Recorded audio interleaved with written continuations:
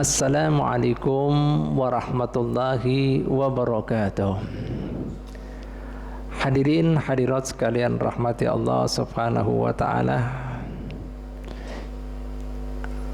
Apa kira-kira kemudian amalan yang paling dicintai Allah Ta'ala di sekian hambanya ketika menunaikan pengabdian pada Allah Ta'ala? Ternyata bukan dengan banyaknya taat ibadat kita, akan tetapi hati-hati kita di dalam mencari urusan halalnya. Pernah suatu ketika baginda Nabi Muhammad SAW mengatakan kepada salah seorang sahabat dekatnya, perawi hadis paling banyak di antara sekian para sahabat Nabi, yaitu Sayyidina Abu Hurairah radhiyallahu anhu.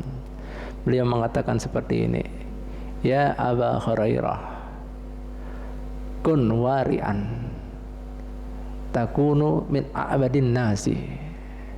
Hei Abu Hurairah, hendaklah ikam menjadi orang yang wara'. Wara' itu artinya bujur-bujur di dalam mencari nafkah yang halalnya benar-benar murni. Kada mau yang subhat apalagi yang haram. Nah, jika ikam bujur-bujur seperti itu, maka ikam orang yang paling istimewa, paling hebat ibadahnya di sisi Allah Ta'ala. Nah, di sini ada suatu buktinya. Di zaman Nabi Isa alaihissalam wa ala nabiyina afdhalus salatu wassalam, suatu ketika beliau berjalan-jalan, Pak.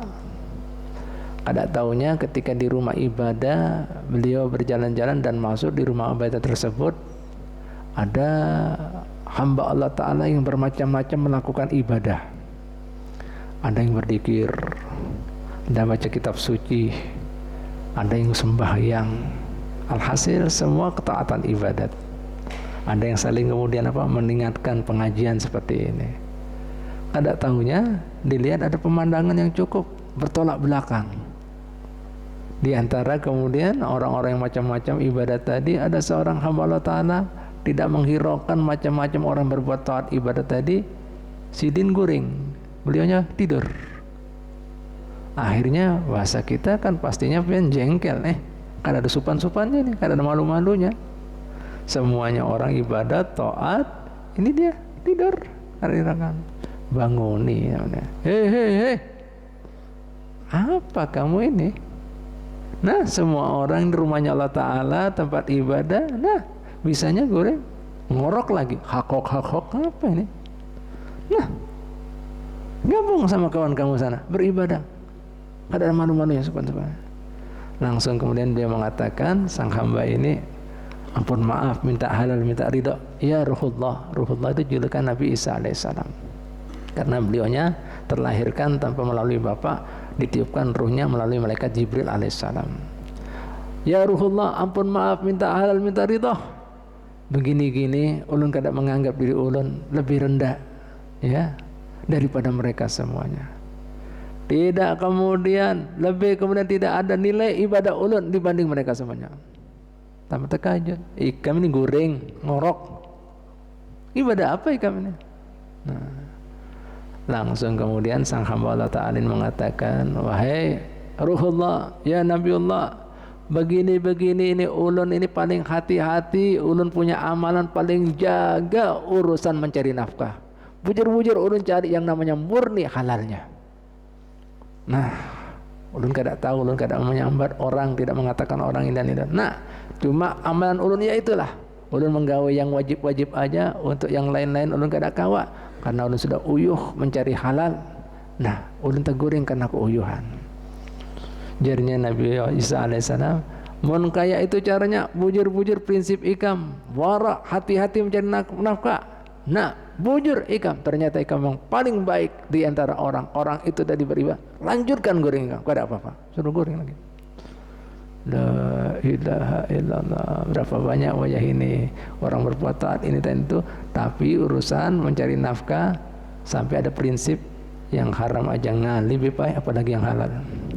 Yang haram aja sulit, apalagi yang halal. Innalillah.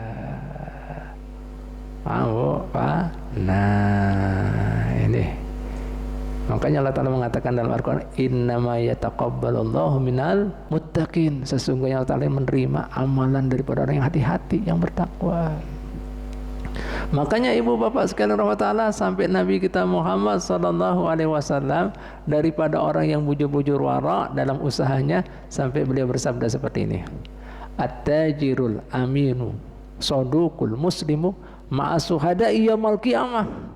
Orang yang berusaha, yang amanat, yang jujur, yang muslim ini nanti di yaumul qiyamah pahalanya dikumpulkan dengan para suhada. Tahu lah suhada? Seperti syahid yang berkorban sampai nyawanya, dengan suhada. Tahu suhada dikumpulkan dengan siapa? Sering kita baca dah, ma'an nabiyyin wasiddiqin wasuhada wasolihin. Solihin masih nomor 4, tinggi suhada. Ini dikumpulkan dengan para suhada. Nah makanya orang fisabilillah yang mencari nafkah, meninggal, yang bujur-bujur, fisabilillah, syahid matinya. Bahkan yang kedua, dikatakan sebagian para aulia Allah subhanahu wa ta'ala, beliau mengatakan seperti ini, ma qatal khalqu anil haqqi wa akhrajahum min dairatil wilayati illa adam taftifihim an hadil lukmah.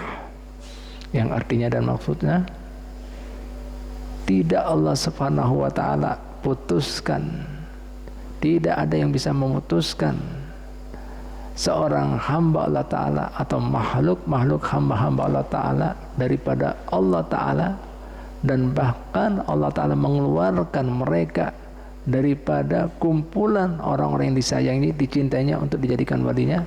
Itu sebabnya satu, karena inya tidak memperhatikan urusan mencari nafkah, mencari lukmah, yaitu makanan yang dimasukkan dalam dirinya. Itu penyebab orang tidak bisa diangkat jadi wali, bahkan terputus hubungannya dengan Allah subhanahu wa ta'ala. Nah ini banyak orang kada sadari. Nah ternyata orang yang paling hebat ibadahnya, yang paling waro, yang hati-hati, itu luar biasa. Jangan mengandalkan banyak, tapi mencari urusan nafkah nomor 10.